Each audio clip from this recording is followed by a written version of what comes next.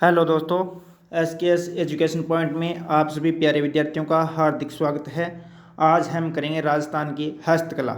हस्तकला टॉपिक लगता है लगभग सभी वैकेंसियों का पेपर देने जाते हैं, तो उसमें हस्तकला से संबंधित प्रश्न का पूछा जाता है। तो चलिए चलते हैं, हम देखते हैं राजस्थान की हस्तकला। यानी हस्तकला, हस्तशिल्पियों को प्रोत्साहित करने के लिए उदयपुर के निकट एक शिल्पग्राम की स्थापना की गई थी 1989 में।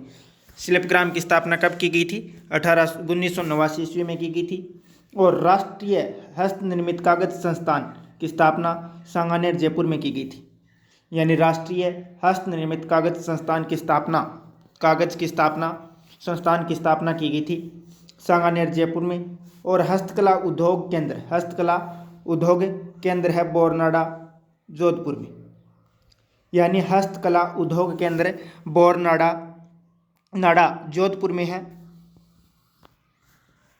बोरनाडा जोधपुर में है। और हस्तकलाओं का तीर्थ कहा जाता है, हस्तकलाओं का तीर्थ कहा जाता है जयपुर को। हस्तकलाओं का तीर्थ कहा जाता है जयपुर को। हस्तकलाओं का तीर्थ किसे कहा जाता है? तो जयपुर को कहा जाता है। और इसे विपणन देता है विपणन है राजस्थली के नाम से, विपणन है राजस्थली के नाम से। और इसको यानी हस्तकलाओं को संरक्षण कौन देता है? हस्तकलाओं को संरक्षण कौन देता है? तो संरक्षण देता है इसे राजसी को। संरक्षण कौन देता है? इसे राजसी को संरक्षण देता है। और राजसी को की स्थापना की गई थी 3 जून 1961 को। राजसिको की स्थापना कब की गई थी?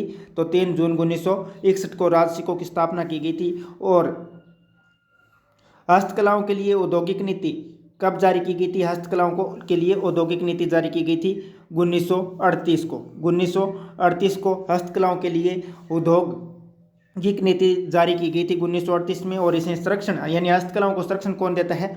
तो राजसिको देता है। और राजसिको की स्थापना हुई थी 3 जून 1961 को। और राजस्थान में 3 शिल्पग्राम है, राजस्थान में 3 शिल्पग्राम है। तो चलिए देख लेते हैं हम 3 शिल्पग्राम कौन कौन से है।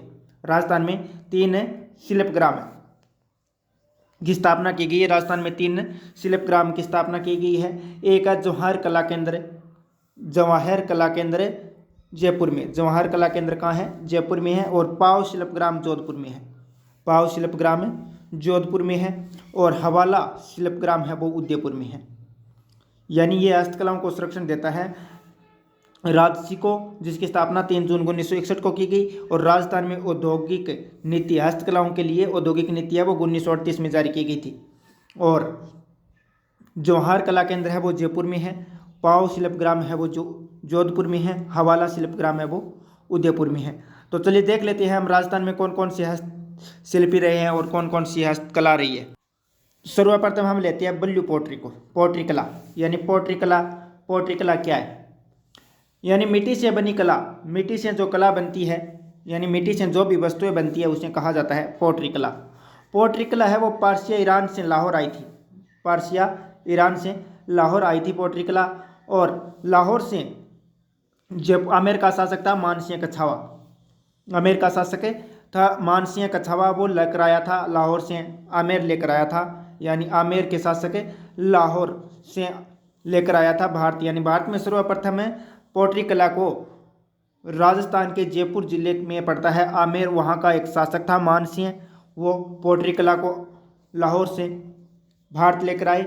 और इसके 3 भाग माने जाते हैं। पोट्री कला के कितने भाग माने जाते हैं? पोट्री कला के 3 भाग माने जाते हैं। एक नंबर आता है चिकनी पोट्री, यानी चिकनी पोट्री या चिकनी मिट्टी की कला। यानी पोट्री कला को 3 भागों में बांटा जाता है। और एक नंबर आता है चिकनी मिट्टी की कला, यानी चिकनी पोट्री, चिकनी पोट्री। और फिर चिकनी पोट्री को 2 भागों में बांट देते हैं। चिकनी पोट्री को कितने भागों में बांटा गया है? 2 भागों में बांटा गया है। एक आती है बल्लू पोट्री। बल्लू पोट्री कहाँ की प्रसिद्ध है? तो जयपुर की प्रसिद्ध है। बल्लू पोट्री कहाँ की प्रसिद्ध है? जयपुर की प्रसिद्ध है। और बल्लू पोट्री का स्वर्णकाल, बल्लू पोट्री का स्वर्णकाल किस शासक के समय रहा है? किस शासक के समय रहा है? तो रामसिंह सेकंड के समय रहा है। रामसिंह सेकंड के समय बल्लू पोट्री कला का स्वर्णकाल रहा है। और चिकनी पोट्री के अंतर्गत आती है बल्लू पोट्री। बल्लू पोट्री जयपुर की प्रसिद्ध है और स्वर्णकाल रहा है रामसिंह का, रामसिंह का काल है वो स्वर्णकाल रहा है। चिकनी मिट्टी की कला और इसके प्रसिद्ध यानी ब्लू पोट्री के प्रसिद्ध कलाकार कौन है? ब्लू पोट्री के प्रसिद्ध कलाकार कौन है? तो ब्लू पोट्री के प्रसिद्ध कलाकार है कृपाल सिंह शेखावत। ब्लू पोट्री के प्रसिद्ध कलाकार है कृपाल सिंह शेखावत। और कृपाल सिंह शेखावत है वो महू स्थान पड़ता है सीकर का, महू सीकर का है। और इसने 1989 में पद्मश्री से सम्मानित किया गया है। यानी कृपाल सिंह ब्लू पोट्री के प्रसिद्ध कलाकार है कृपाल सिंह शेखावत, महू सीकर के रहने वाले हैं और 1789 में पद्मश्री से सम्मानित हुए हैं।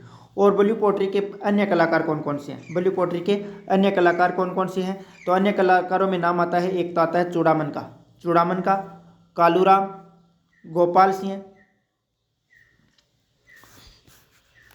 अन्य कलाकारों में नाम आता है चूड़ामन, कालूराम, गोपाल सिंह और अनिल दोराया का नाम आता है अन्य कलाकारों में।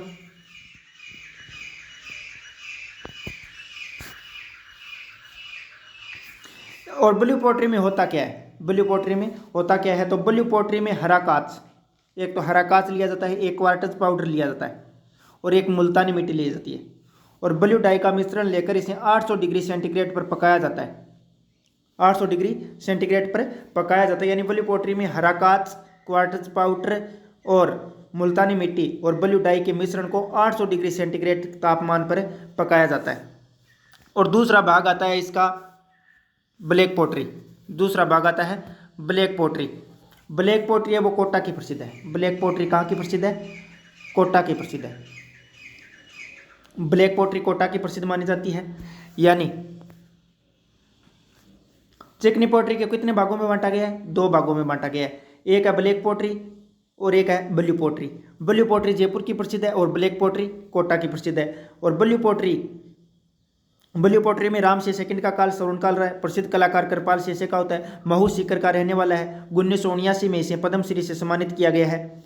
और अन्य कलाकारों में नाम आता है चूड़ामन, कालूराम, गोपाल सिंह और अनिल दोराया।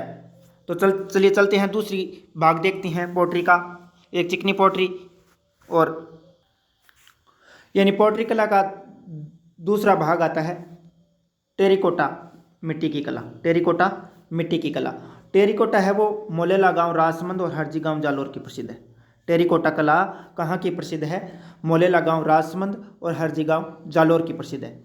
और इसके प्रसिद्ध कलाकार यानी टेरिकोटा कला है वो कहाँ की प्रसिद्ध है? मोलेला गांव, राजसमंद की है, हरजी गांव, जालोर की है। इसमें मिट्टी से कला की जाती है और इसके प्रसिद्ध कलाकार हैं मोहनलाल कुमार। यानी टेरिकोटा के प्रसिद्ध कलाकार कौन है? जो मोहनलाल कुमार है, इसे राष्ट्रपति अवार्ड से सम्मानित किया गया है। और दूसरा कलाकार आता है इसका खेमाराम। यानी ब्लू पोट्री के प्रसिद्ध कलाकार कृपाल सिंह शेखावत, ब्लू पोट्री जयपुर की, ब्लैक पोट्री कोटा की और टेरिकोटा कला है वो मोलेला गांव, राजसमंद और हरजी गांव, जालोर। प्रसिद्ध कलाकार मोहनलाल कुमार, राष्ट्रपति अवार्ड से सम्मानित किया गया है इसे। और दूसरा कलाकार आता है खेमाराम। दूसरा कलाकार आता है खेमाराम। और जो टेरिकोटा कला है इसमें मिट्टी कहाँ की उपयोग में ली जाती है? तो एक तालाब का नाम आता है। तालाब कौन सा है? सोलानाडा तालाब है, राजसमंद का है, कि मिट्टी का उपयोग किया जाता है और जिसमें गधे का गोबर मिलाकर आदिवासी लोग हैं वो देवी देवताओं की मूर्ति बनाते हैं। यानी इसमें टेरिकोटा कला है, इसमें सोनानाडा तालाब है, राजसमंद की मिट्टी का उपयोग किया जाता है। यानी ये तालाब है, इसकी मिट्टी का प्रयोग किया जाता है और इसके मिट्टी में जो गधा होता है उसका गोबर मिलाकर आदिवासी लोग देवी देवताओं की मूर्तियां बनाते हैं। और इसमें को 2 भागों में बांटा गया है। सुनहरी टेरिकोटा। सुनहरी टेरिकोटा कहाँ की है? सुनहरी टेरिकोटा है बीकानेर की प्रसिद्ध है। सुनहरी टेरिकोटा बीकानेर की प्रसिद्ध है। और सफ़ेद या पिंक पोट्री है वो जैसलमेर की प्रसिद्ध है। सफ़ेद और पिंक पोट्री है वो जैसलमेर की प्रसिद्ध है। और कागजी पोट्री कहाँ की है?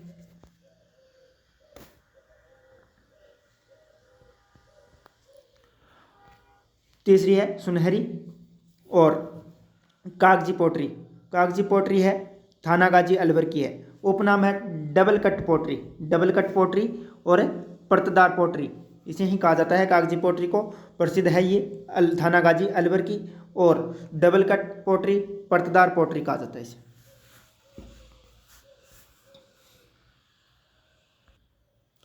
अगली कला का नाम आता है मीनाकारी। मीनाकारी मीनाकारी कला, ये ईरान से लाहौर और लाहौर से आमेर का शासक था मानसिया, वो भारत लेकर आए थे। यानी यह कला, पोट्री भी ईरान से आई थी, पर्शिया ईरान से आई थी, और ये मीनाकारी भी पर्शिया ईरान से आई थी, लाहौर में आई थी, और लाहौर में से आमेर का शासक मानसिंह वो भारत लेकर आए। और इसकी मीनाकारी की सबसे बड़ी मंडी है वो सीतापुरा जयपुर में। मीनाकारी की सबसे बड़ी मंडी सीतापुरा जयपुर की है। और इसका प्रसिद्ध यानी मीनाकारी का प्रसिद्ध कलाकार है वो कुदरत सिंह। प्रसिद्ध कलाकार कौन है? कुदरत सिंह है, जिसे पद्मश्री से सम्मानित किया गया है। कुदरत सिंह को पद्मश्री से सम्मानित किया गया है, जो मीनाकारी के प्रसिद्ध कलाकार है। और सबसे बड़ी मंडी सीतापुरा जयपुर की है। और यह पर्शिया ईरान से लाहौर आई, और लाहौर से आमेर का शासक मानसिंह वो भारत लेकर आए थे। और इस मीनाकारी के अन्य कलाकार कौन कौन से हैं? अन्य कलाकारों के नाम आता है तो उसमें बोला जाता है, एक तो नाम आता है हरि सिंह का। अन्य कलाकार में हरि सिंह, अमर सिंह है, किशन सिंह और श्याम सिंह और गोबा सिंह भट्ट। यानी अन्य कलाकारों में नाम आता है।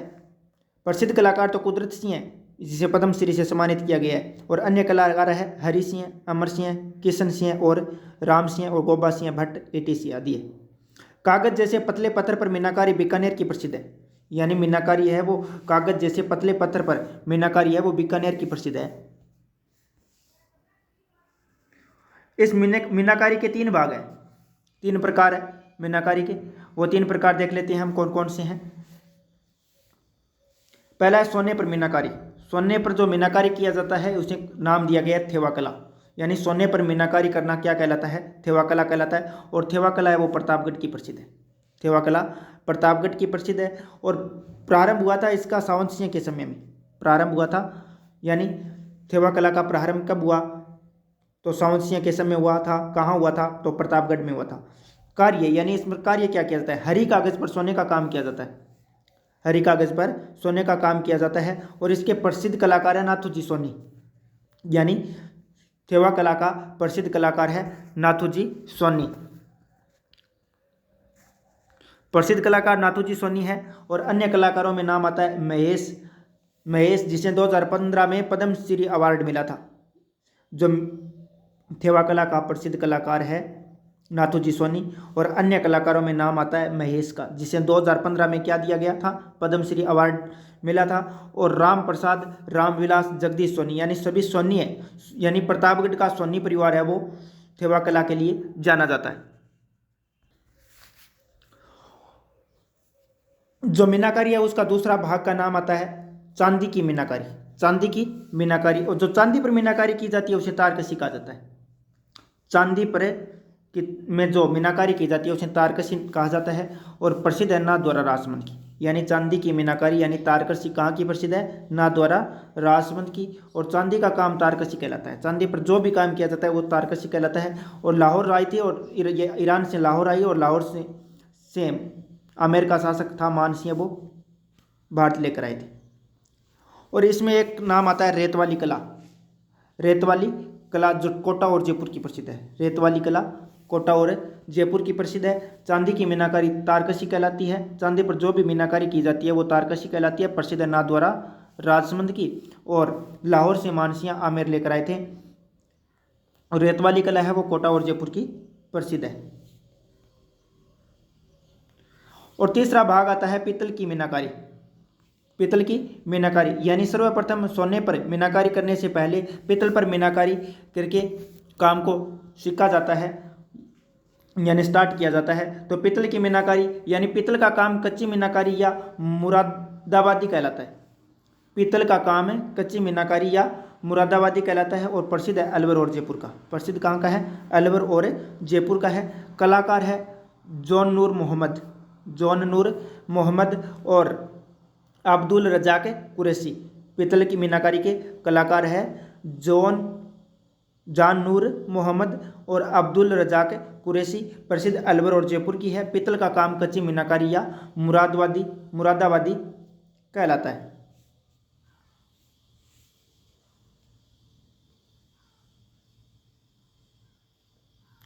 इसमें काम क्या किया जाता है? इसमें क्या काम किया जाता है? तो इसमें देख लीजिए आप कि पीतल के बर्तनों पर सोने के तारों की सूक्ष्म चित्रकारी। पित्तल के बर्तनों पर सोने के तारों से सूक्ष्म चित्रकारी मुरादाबादी कला कहलाती है। तांबे की मीनाकारी है वो भीलवाड़ा की प्रसिद्ध है। तांबे की मीनाकारी यानी पित्तल की मीनाकारी तो अलवर और जयपुर की प्रसिद्ध है, और पित्तल की मीनाकारी है वो अलवर और जयपुर की प्रसिद्ध है, और तांबे की मीनाकारी है वो भीलवाड़ा की प्रसिद्ध है। तांबे की मीनाकारी भीलवाड़ा की प्रसिद्ध है, और जो पित्तल की मीनाकारी होती है वो पित्तल के बर्तनों पर सोने के तारों का सूक्ष्म चित्रकारी क्या कहलाता है? मुरादाबादी कला कहलाता है। मुरादाबादी कला कहलाता है। अगली कला का नाम आता है कुंदन कला। कुंदन कला, इसका उपनाम है पच्चीकारी कला। पच्चीकारी कला यानी कुंदन कला को ही कहा जाता है पच्चीकारी कला। ये प्रसिद्ध है जयपुर की। कुंदन कला कहाँ की प्रसिद्ध है? जयपुर की प्रसिद्ध है। और अगली कला का नाम आता है कोप्तगिरी। कोप्तगिरी यानी फौलाद की बनी वस्तुओं पर सोने के पतले तारों से की तारों की जड़ाई कोप्तगिरी कहलाती है। यानी कोप्तगिरी क्या है? यानी फौलाद की बनी वस्तुओं पर सोने के पतले तारों की जड़ाई कोफ्तगिरी कहलाती है। और ये कोफ्तगिरी कला है वो जयपुर और अलवर की प्रसिद्ध है। जयपुर और अलवर की प्रसिद्ध है। ये कला आई कहाँ से, यानी राजस्थान में ये कला कहाँ से आई? तो ये दमिश्क ईरान से पंजाब आई, और पंजाब से राजस्थान आई थी। यानी कोफ्तगिरी है वो दमिश्क ईरान आई, और ईरान से पंजाब से राजस्थान आई थी। और यानी कोफ्तगिरी फौलाद की बनी वस्तुओं पर सोने के पतले तारों की जड़ाई कोफ्तगिरी कहलाती है, और जयपुर और अलवर की प्रसिद्ध है ये। अगली कला का नाम आता है तहनीसा यानी धातु के तार को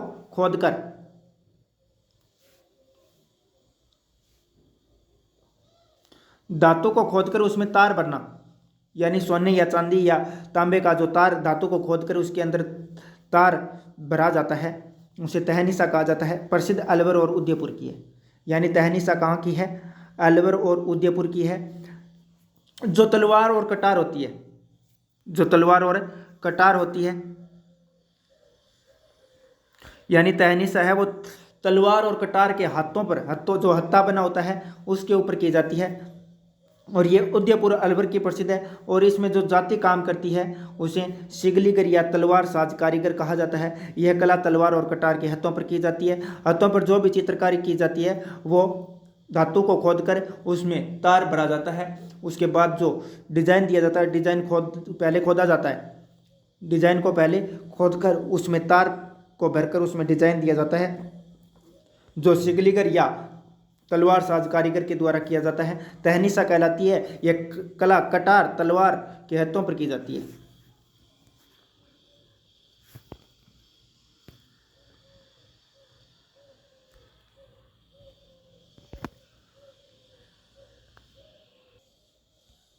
अगली कला का नाम आता है ब्रक या तबक यानी चांदी का तार होता है और हिरण की खाल होती है। चांदी के तारों को हिरण की खाल में डालकर कूट कर पतला किया जाता है। यानी चांदी के तार को हिरण की खाल पर डालकर कूट कर पतला किया जाता है। और जो क्या काम में आती हैं ये कूट कर क्या काम में लेते हैं? तो ये मिठाइयों पर चिपकाने के काम आता है। यानी चांदी का तार होता है, हिरण की खाल को में डालकर कूटा जाता है चांदी के तार को, और पतला किया जाता है, और पतला करके जो मिठाइयों के ऊपर चिपकाने में काम आता है। और प्रसिद्ध है जयपुर का। यानी ब्रक या तबक कला है वो कहाँ की प्रसिद्ध है? जयपुर की प्रसिद्ध है। चांदी के तारों को हिरण की खाल में डालकर कूट कर पतला किया जाता है, जो मिठाइयों के पर चिपकाने के लिए काम में आते हैं। अगला एक उद्योग का नाम आता है रमकड़ा उद्योग है वो गलियाकोट डूंगरपुर का है। रमकड़ा उद्योग है वो गलियाकोट डूंगरपुर का प्रसिद्ध है। और इसमें काम क्या किया जाता है रमकड़ा उद्योग में? यानी सोपस्टोन घिया पत्थर है। सोपस्टोन घिया पत्थर के पाउडर से मूर्तियां बनाने की कला है वो कहलाता है। रमकड़ा उद्योग में मूर्तियां बनाई जाती है सोपस्टोन और घिया पत्थर से। और प्रसिद्ध है गलियाकोट डूंगरपुर प्रसिद्ध है यहाँ का। सोपस्टोन यानी घिया पत्थर से मूर्ति बनाने के लिए रमकड़ा उद्योग प्रसिद्ध है। रमकड़ा उद्योग पड़ता है गलियाकोट डूंगरपुर में। अगली कला का नाम आता है मुनवती कला या उस्ता कला। प्रसिद्ध कहाँ की है ये उस्ता कला? बीकानेर की प्रसिद्ध है। उस्ता कला कहाँ की प्रसिद्ध है? बीकानेर की प्रसिद्ध है।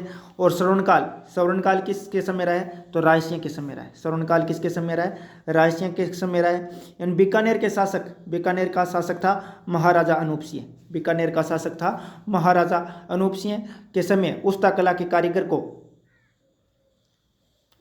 यानी महाराजा अनूप सिंह वो उस्ता कला के कारीगर को लाहौर से राजस्थान में लाए थे। लाहौर से राजस्थान के बीकानेर जिले में लेकर आए थे।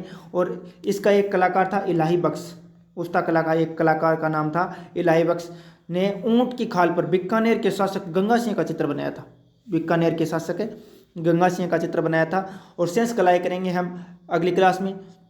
अगर आपको वीडियो अच्छा लगे तो लाइक शेयर और सब्सक्राइब जरूर करना।